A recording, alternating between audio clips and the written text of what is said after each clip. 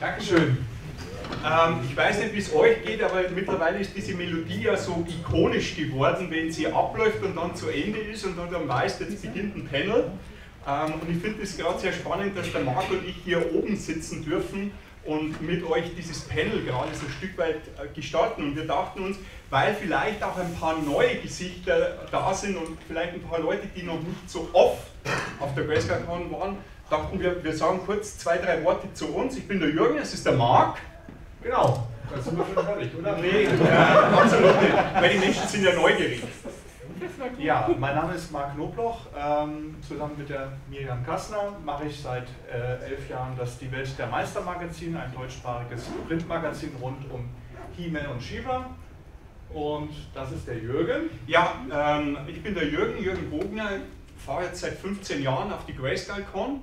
Hatte 2011 auf dieser Convention mein Coming Out als Nerd und könnte mir ein Leben ohne die Grayskull Con mittlerweile gar nicht mehr vorstellen, weil ich als Norditaliener hier sehr viele ganz tolle Menschen kennengelernt habe und für uns ist es jetzt gerade auch eine Riesenehre, dass wir zum 25-jährigen Jubiläum, das muss man sich einmal vorstellen, 25 Jahre Grayskull Con, etwas ganz Besonderes hier auf die Bühne bringen dürfen.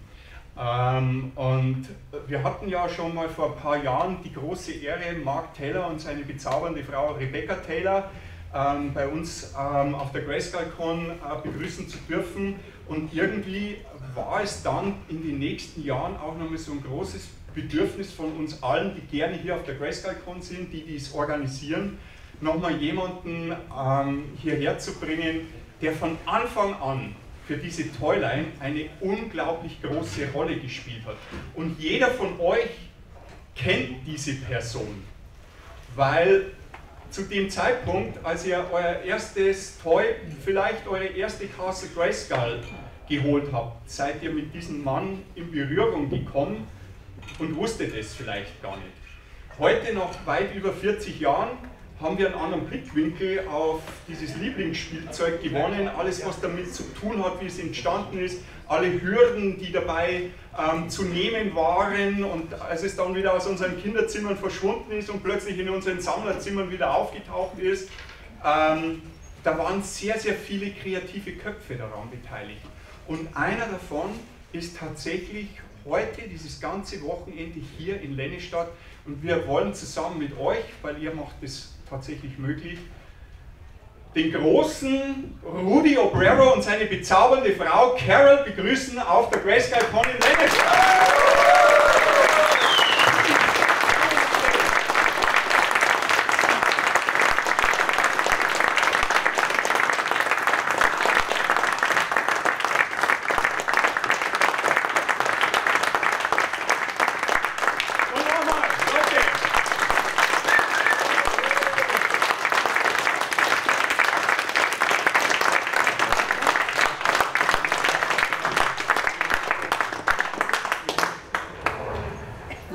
Wow, ich danke euch für diesen Applaus und bevor ich es vergesse, möchte ich mich auch noch ganz besonders bedanken bei denen, die immer all die Jahre diese Grayskull Con organisieren, am Leben halten und auch sehr besonders bei Matthias und Carmen Brink, weil sie es tatsächlich mit möglich gemacht haben, dass beide hier da sein können und eine gute Zeit verbringen können und this is, for us it's a great honor to have you here and we were very thankful to Matthias and Carmen Brink because they made a lot of this also happen. So we are very proud to make a panel with you now here. Yeah. And I'm a little bit nervous. I don't know how you're feeling. Me too. Yeah. We're switching now into English. My English is not the yellow from the egg, as I always say. So I think everybody will understand us here in English, because if we would translate everything, the time slot would not Oh yeah. Time is running out, and after all, after the panel you can go to Jeremy and he will translate everything for you in German, because he is a native speaker, English native speaker in German, so this is the best way you can do.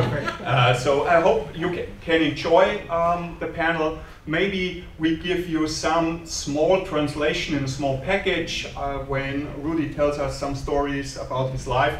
So, but we start this whole thing in English, and we hope you can enjoy it at all. So, and after the panel, you're always free to come to his room and have a short talk or even a longer talk with Rudy and his lovely wife, because I think this is one of your, a chance of a lifetime. To have Rudy and his wife here in the Lemmes now. You know, this is so crazy. And of course, buy some prints or... Yeah, maybe. That's the best deal you can have with all the weekend. So I was wondering how to start a panel. And because this panel is called Being Rudy Obrero. So we'll talk a lot of his work at Mattel, because we make another panel tomorrow. There we will go very deeply the inside thing, what happened with all the box arts and everything else. But I think it's very interesting to recognize why Rudy and Carol are here with some German geeks, some Austrian geeks I recognize. So, and we were talking about how to start a panel. What is the first question? The first thing is maybe both shut up and let Rudy introduce himself. Yeah, of course. Of course. That is the best thing we can do, Mark. Rudy. First of all,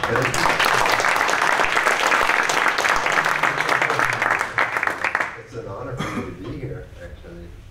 And I was telling Jürgen before. A little bit closer. Oh, I was telling Jürgen before that my whole career was spent in a dark room in front of a computer or a canvas. But I work alone, and so I'm not used to being in front of a crowd or even drawing with another person in the room, because when I work, she doesn't come into the room. Nah. She's not allowed. Nah. I just go, what are you doing in here? But anyway, whatever you guys want to know, just ask. And then So we prepared a few photos of artwork or movies you worked with. So maybe we can start with the first picture, and we show some of his work besides Masters of the Universe. Yeah. Because I think most guys who sit here are familiar with the Masters of the Universe stuff. So let's start with some stuff the people maybe are not familiar with. this was the penguin from Surf's Up. It was about a penguin who decided he wanted to surf. But Oh, thank you. he wasn't allowed. Yeah. So he got together with his friends and started to find a way to make a board or get a board. Yeah. And it's a story, but it was for Sony Pictures, this one. Yeah, we had a reason to start our panel with this picture, because 2 days ago you told me first you were a surfer boy.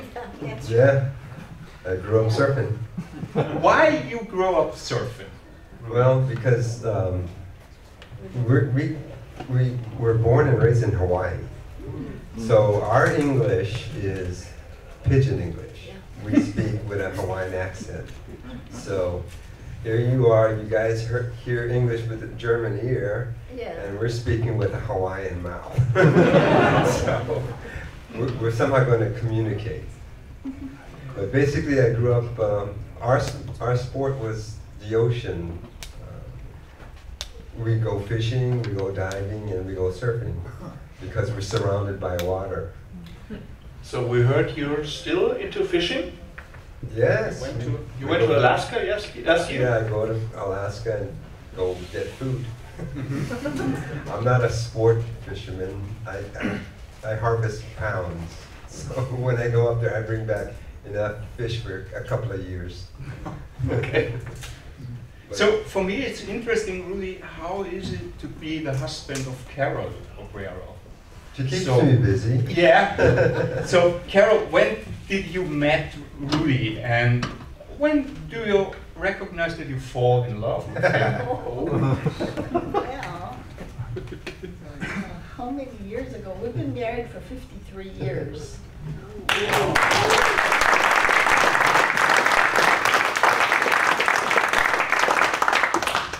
So that's going way past that. So, yeah, we met, you know, it's funny, in California, at this Hawaiian, I guess, what do you call it? A nightclub. A nightclub. And he came up to me, and asked me for a dance. And that's how it started. And it must have been about maybe 50 to 55 years ago. Yeah. You know.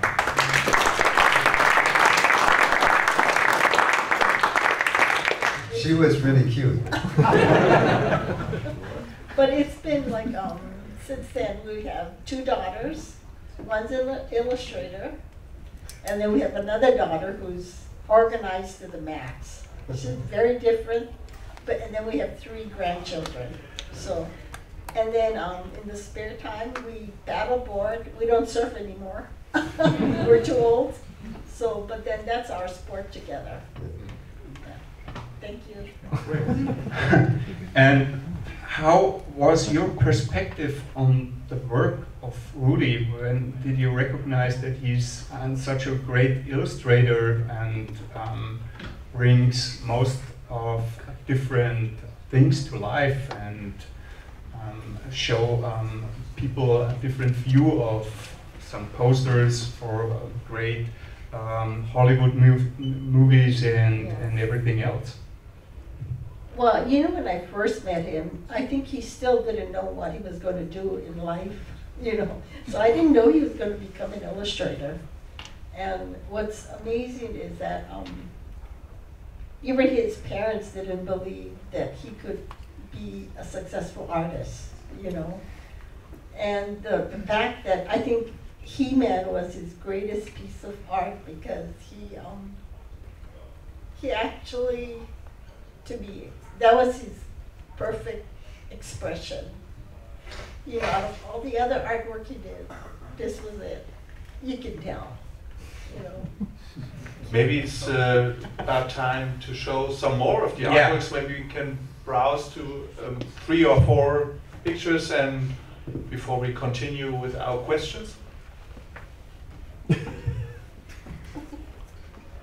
So, some different what's work. That? Yeah. What's going on there? Oh, that's Cinderella. So you worked on the Cinderella movie, or? No, I do what do you call style guide? Style guide. Style guide. Okay. Style guide. This project was for in the U.S. they call it a Missy bag, a tote bag for mature women when they go shopping. They wanted to make some Disney images on these tote bags, and I worked on Cinderella, Aurora, Tinkerbell, and Winnie the Pooh. So it's I don't have a style. I'm a journeyman illustrator. Tell me what you want, you will get it.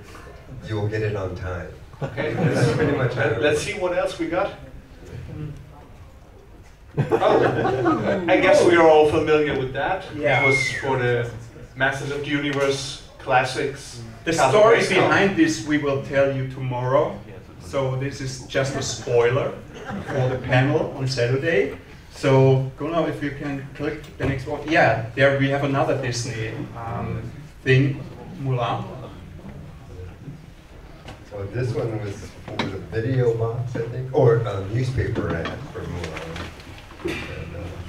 And, so it's not actual cinema poster, it's for the advertisements in the newspapers. you never know. They asked you to do a piece of art, and You don't know what they use it for. They may say it's for this purpose, but maybe a year down the line, it's used everywhere. So, and you can't argue with these guys, they just use it wherever. I found my art turned into posters 30 years later. You know, I turn a piece of art in, and I think it's not being used. Then I see a poster of it in a convention somewhere, and I have to buy it. I have to buy my own samples. Yeah, that's crazy life, I think. So, how did you get in contact with companies like Disney? So, how are they able to contact you and get you work to do for them? Well, I do work for agencies. Yeah. So they don't belong to the studios. They get hired by the studio, and then the agencies hire me. And then, but they hire a whole bunch of other people. So it's for a movie poster, it's like a contest every time. They ask you to do sketches and comps, color comps, and you might end up doing 10 pieces for one movie. But you do them all, and you don't hear anything about it, and then all of a sudden, 6 months later, say, "Can you paint this all over again?" Because it's only done. Comps are made about 15 by 20, and then the finish is 27 by 30, 35. So you need to make this little one back to a big one. And so that's how it. And then you win the contest by having the poster. So any poster I have means I won the contest. It's weird, but it's the same. At the time, it's only like seven of us making movie posters. So for me, it was so interesting because when you were telling me some stories of your life, I recognized that it was very late at all that you decided to become an illustrator. What was the first thing you did before you go to the university and make the education for that? So that was awesome to hear. Yeah, when I got out of high school, I went into a trade school to become an aircraft mechanic. It was, and I remember the first day of class, the teacher told us to take apart this rotary engine, you know, the engine that goes in a circle for an airplane. And we were supposed to just take it apart and then put it back together. So, you know, I was being a wise ass, so I took the engine completely apart. I broke bearings down to get the ball bearings out.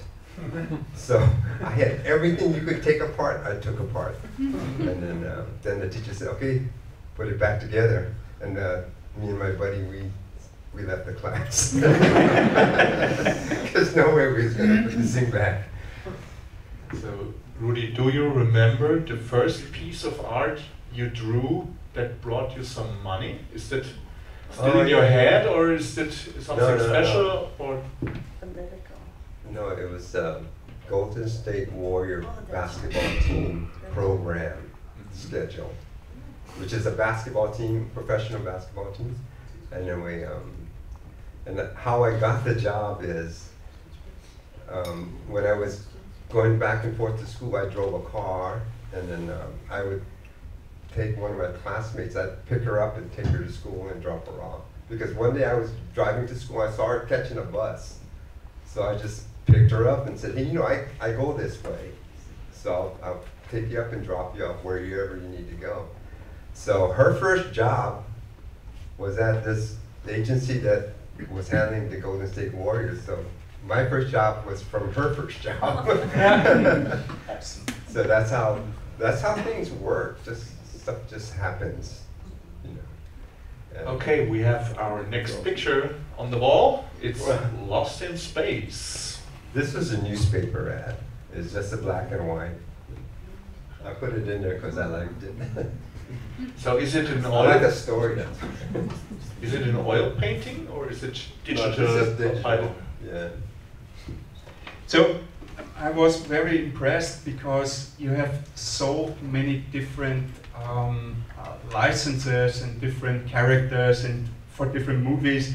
And you also were in with James Bond, you were in for Highlander. So these are also movies people inside here love very well. So what do you think, was there any mentor for you and your work who was very important or necessary, that you saw that, oh, this whole thing with illustrating could be, yeah, my first job for the future? Actually, I kind of wanted to get into entertainment advertising, so I had geared my stuff to look like movie posters. No matter what I did in school, I just made it look like a movie poster. Now, I didn't always get good grades because it never fulfilled the assignment, but it filled my portfolio. so that you know. I heard a story, maybe we can drew it in. When you started working for Mattel, somebody approached you and asked if you can do artwork like Frank Frazetta. Is that true, this story, or? Yeah, my first job with Mattel was Barbie's Starvette. You know, they made a Corvette. It was very large, and so I did the box for that. And then I was through Mark Taylor, and then he called me back and he said, "Can you do Frazetta?" And I said, "Who? Frazetti." Can you? We don't want you to do Frazetta, but can you do Frazetti? go left of Frazetta.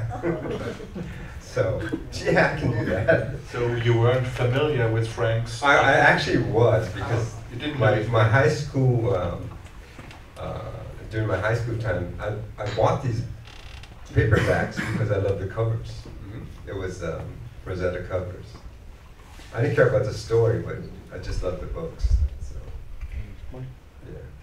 So, but when you were part of the Air Force, you told me you were stationed in Guam. Yeah. So can you please bring this story to the audience, when you were in this lonely island of Guam and what happened there for your career? Guam was an interesting place in my life because, remember I said I went to aircraft mechanics school. But on Guam, I was 18 years old. I was loading bombs on bombers and B-52s. And our work period was 12 hours on and 12 hours off. So when you're 18 years old, you got 12 hours off on an island with nothing to do. The island is 28 miles long and 7 miles wide at its widest point. So it was a rock, and I'm from an island, right? I'm supposed to be used to having fun on an island, but there was nothing to do on this rock. So I went to the base store and decided to, I was going to look for something to fill my time, which is that when I started to the base, I was going to buy a car model and glue it together, you know, just glue cars together. But right next to the model cars, there was a sketchbook, and I thought, well, hey, I just picked this up and I started drawing. I just started drawing everything: feet, trees, the chair, whatever was in front of me, I would just draw. And for the rest of the time I was in the military, my time off, I just drew stuff. So without thinking, I just became sort of good at it, a little bit, untrained though. And then when I went to my last station a year before I got discharged, I had to try to figure out what to do with my life, because I wasn't going to find a job loading bombs anywhere. Right, so I just happened to be stationed in Los Angeles, and a friend of mine that asked me if I could give her a ride to her cousin's house, because I had a car. I picked her up, and I took her to this house that was huge, and it had a Jaguar in the driveway.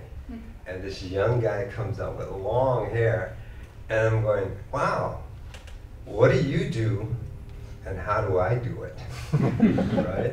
And he happened to be the art director for Capitol Records. So he was the guy that was doing all the really good album covers, Chicago and all those, well, in the 80s, 70s. Well, into the 80s, because he was there a long time. And he just happened to be another Hawaiian. And prior to being the art director at Capitol Records, he was a mailman in Hawaii. How do you go from there to designing these great award-winning covers? So I said, how do I do what you do? And he told me to go down to these, he gave me 2 schools to go look at and go down and talk to people. So I go, I choose one school, and I call them up and I get an appointment with a counselor. And I go into the counselor's office, and he has a map of Guam on his wall. And that's the connection. He's Guamanian, and I don't know if you've ever met anybody that was Guamanian. I don't think they ever leave the island. So, you know, I look at it and I say, hey, whoa, hafa a day, which means aloha in Guamanian. So he goes, are you Guamanian? I go, no, but I was there. Anyway, so I told him, how does somebody like me, I have no training at all, no art training, no, really no background in art at all. I grew up. So you taught everything to yourself?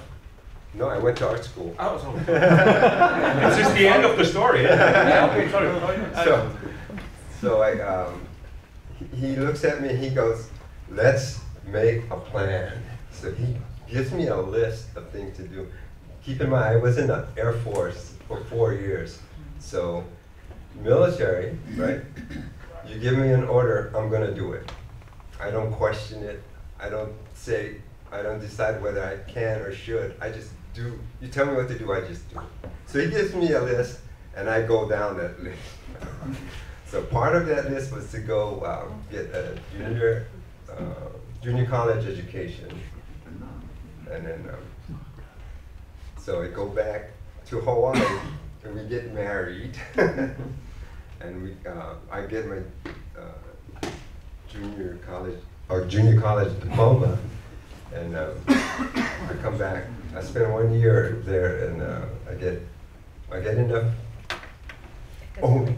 academics to qualify. But more importantly, I needed a 15-piece portfolio to enter this. It was called the Art Center College of Design in Los Angeles, which is a very good school. I think it was the best school west of Chicago. So it's a really prestigious school. So I needed to get a portfolio, which I didn't know what a portfolio was. And then he just said, bring back 15 pieces of various kinds of work that you can do. So I go back to a junior college in Hawaii, and I talked to the art department head, and I tell him what my plan was. So in Hawaii, the art classes are it's a joke, right? You go and take easy credits. So everyone signs up for art, the class fills up in about 30 minutes, and then about 2 weeks later, the class is empty, right? Okay. So I go in and tell him, I need 15 pieces by the time I get out. And he goes, okay, let's make a plan. So he hires models, nude models, and all of a sudden the classes are full every day, right? So naked girl in the classroom is full every day. So he benefited too, right? He had full classes now. Because when I first went there, like, where did everybody go? I was sitting in the class by myself. You know? Anyway, so after that, I got 15 pieces, and I came back, and I submitted it to the college, and I got accepted. And I didn't realize that was a big deal, because that was just part of my list of things to do. So I turned them in, I got in, and we moved back to LA and go to school. And then the first day of orientation, I think, I hear all these kids around me, because I'm already 4 years out of high school, because I've been in the military. But I hear all these kids, well, I won this award for this, and I entered this, and I got this award for that. And I'm sitting there like, wow, I just got discharged. That was my deal. So, all of these stories sound so like destiny, because you were on Guam, then you came back, you meet the Hawaiian postman, who became the art director of of Capitol Records, and then he sent you to school, and there the principal was a guy from Guam. So yeah. Maybe, what do you think? Was there a bigger plan for Rudy Obrero? When people say you have a lot of talent, I'm not sure about that. I'm just pretty sure that somebody told me what to do, and I just kind of did it because that's what you do in life. Somebody tells you something, you just go do it. So, yeah. And then while I was in school, I remember the biggest thing about an art school is you got to put your work up. You don't get to turn in a paper and hide it under a stack. What you turn your assignments in, you tack it to the wall, and then in about 3 seconds you realize where you are in that class. You know, you look up and you go, wow, out of 50 people, 49 of them are better than you. Nobody needs to tell you that. You just look on the wall and you go, yikes, man, I gotta catch up.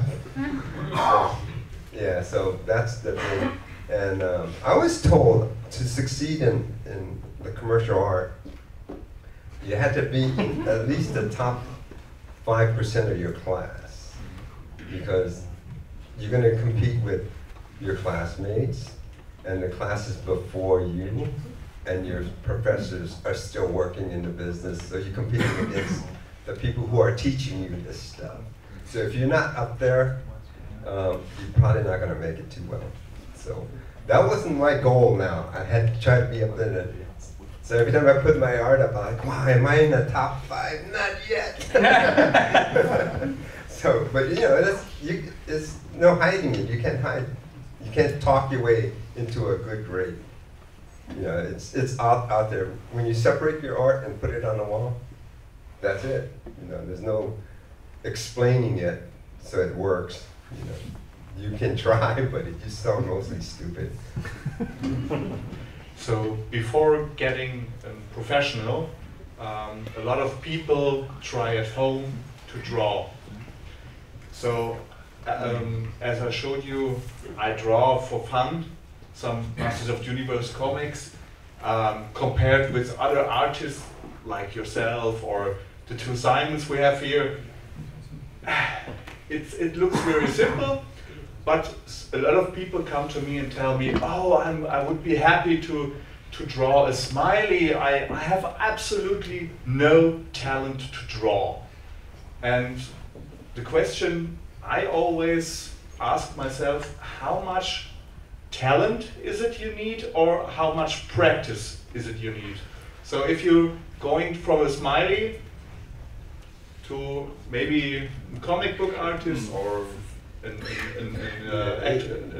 Don't confuse talent with craftsmanship. Okay, what we do as professionals, we're craftsmen.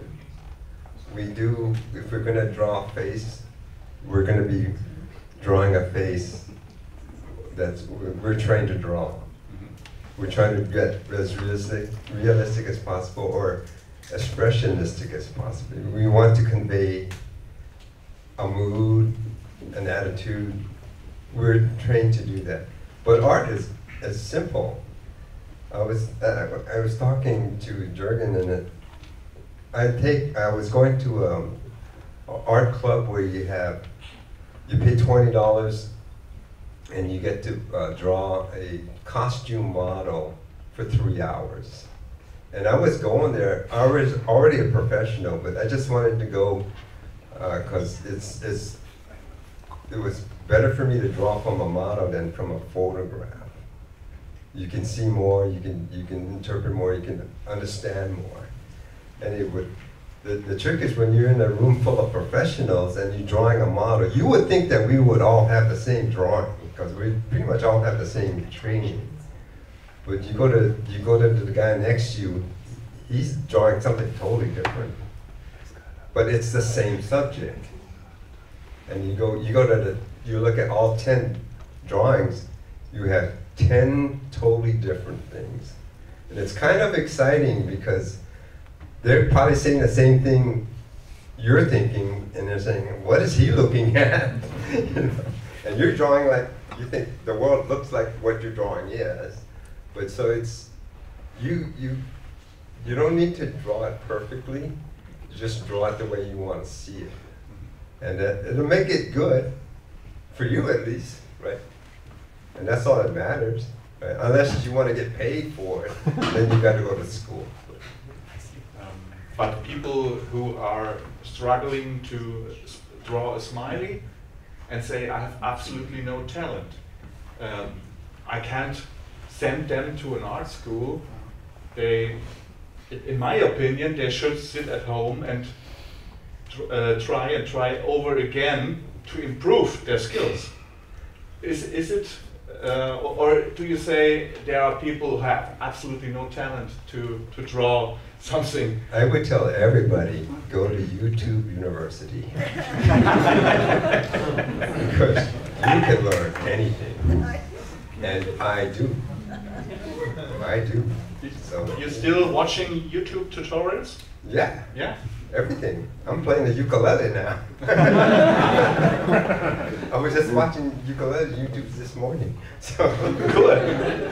I think this is now a good point because for me it was a great moment yesterday when you met Simon Soltau in here because he came down and bring his paintings here.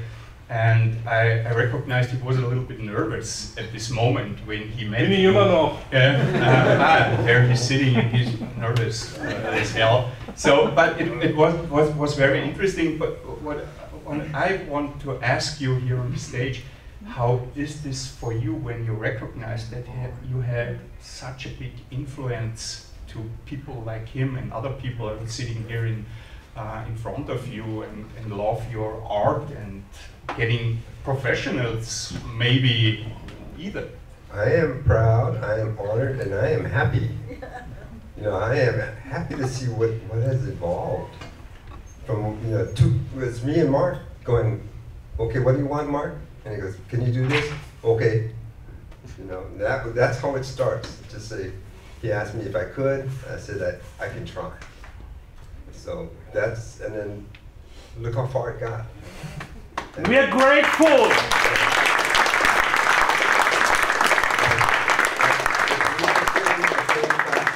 And we had a Shira model standing in front of us, and we would draw. We would look at each other and go, wow, I wish I saw the world through your eyes. Yes, we Because would. It's going to be a wonder how you are interpreting yours, and you probably look at mine and going, wow, what's he looking at? So, but art is art. You create it, whether you're going to sell it or whether you just want to try it. And if you want to learn it today, just turn on your TV, right? And then it'll give you the first lesson in art it's mostly just marks on a paper, some digital dots on a screen. So it's how you organize those marks that makes a drawing. How well you organize it is totally up to you. So art is just fun, just have fun with it. And if you think you can't draw, you probably have expectations that you think art is a certain way, and it doesn't have to be. It does in the business world because you have to fulfill a commission. They're going to ask you if you can do this, and if you can, then you should. If you can't, then don't take the job. But basically, that's the difference. But art is just art. It's just like music. Music is just organized sound, right? If you want to get paid for it, you better be good at it. But if you don't need to get paid for it, just have some fun and play the ukulele.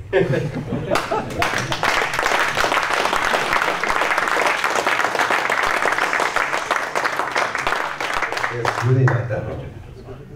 So that's a good point, Rudy, because when we met last year at Erlangen at the comic salon, then we had the chance to talk together. Mark Miri was there, Volker is sitting over there, so we had a chance to do a conversation, and then we invited you to Grayskull Con. And you said, oh yeah, that sounds interesting, and I'm not able to go 2024 on this year because you already booked fishing trip for Alaska. So you see, there first is Alaska, then is Lennestadt.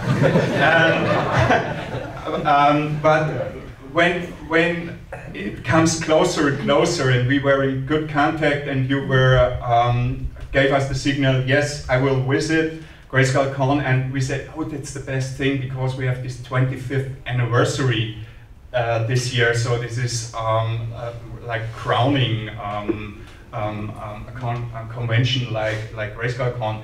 So I was asking you if you think, and this is now an announcement, if this would be possible that you will paint a picture together with Simon Soltau. And I first asked you, and you said, yeah, it's a long time ago that I was painting in oil, but it sounds very interesting, and I told you something about him. And then I give him a call and said, you still finished the Laughing Bridge, and now you start a new one. And we get Rudy Obrero to Lennestadt. And what do you think? Is it possible that you both will paint together on the new picture the whole weekend and try to make a good combination? So this is what will happen the next 2 days. And don't cry now, Simon, because this is such a big thing. And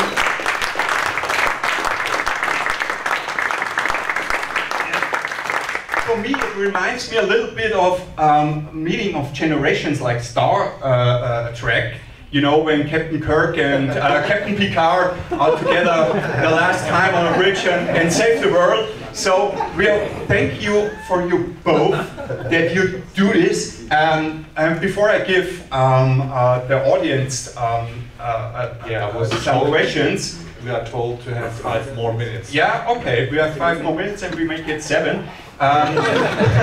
So, of course we have 5 more minutes. But what did go through your mind when you heard that there is a little project and there will be a Rudy Obrero Castle Grayskull in the new Simon Soltau painting? My first thought is, if I blow it, he can paint over it. I would! Exactly. So, we have 5 minutes. Sorry guys, but I think it was very interesting to hear he loaded bombs on a B-52 and then he unloaded it, and now he's sitting here and he gave us our first Castle Grayskull image. Do anybody here have a question? Mr. Sadlowski, I came over to you. I want to ask how hard it is to adapt to all these new styles. So when you start working for Disney, they have a very distinct style of art, and you have to draw the line in a certain way. And then you get a new job, and everything is quite different than before. A little bit of mental gymnastics, but it's just marks on a paper. So if it needs this kind of curved line, I can do that. You know, I don't think of it as, can I do Tinkerbell? It's just lines and shapes and color. So I can match the color. I definitely can match the shapes. So by the time I'm finished with everything, and here's the way I work. I draw it all out, I put it all out, and most of the time I hate it until almost done. Because after a point I start looking for flaws, and when I see a flaw, I correct it. I correct the flaws until there's no more flaws, then it's done. Then it looks like Disney. But when you look at it, do you think anybody just does that? It looks like some machine does it. Even when I look at it, I go, it's some machine that does that. Doesn't look like a human. How long did it take for you to draw something like that? Yes, not very long. Maybe my time takes at least a week for that. Maybe a little less than a week, 3 days. So we have another question over here from the audience. So obviously you can deliver a whole spectrum, but do you have a favorite own style where you say, this is not just delivering some jobs and doing some craftsmanships, but a style where you say, that's my Ruby? Yeah, I like fantasy. Yeah. My whole, when I was growing up, the books and comic books that I read, it's all fantasy. So reality, I can't do a bowl of fruit on a table. I just can't do that. So a castle, a big castle with a skull face is much better. Yeah, I don't want to sit and hunt down reference. So if I can just do it completely out of my head, then it's more fun. I don't want to look at, wow, what should Shiva look like? Or what, I'll make it the way I want it to look like. Now, this is not really a question, but I said it before, and now I'm going to say it in front of the audience.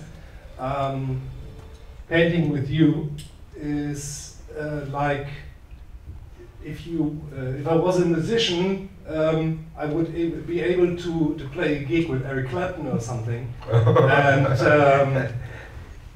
to be absolutely honest, I wouldn't do what I do without you. So thank you very much to be here. Oh.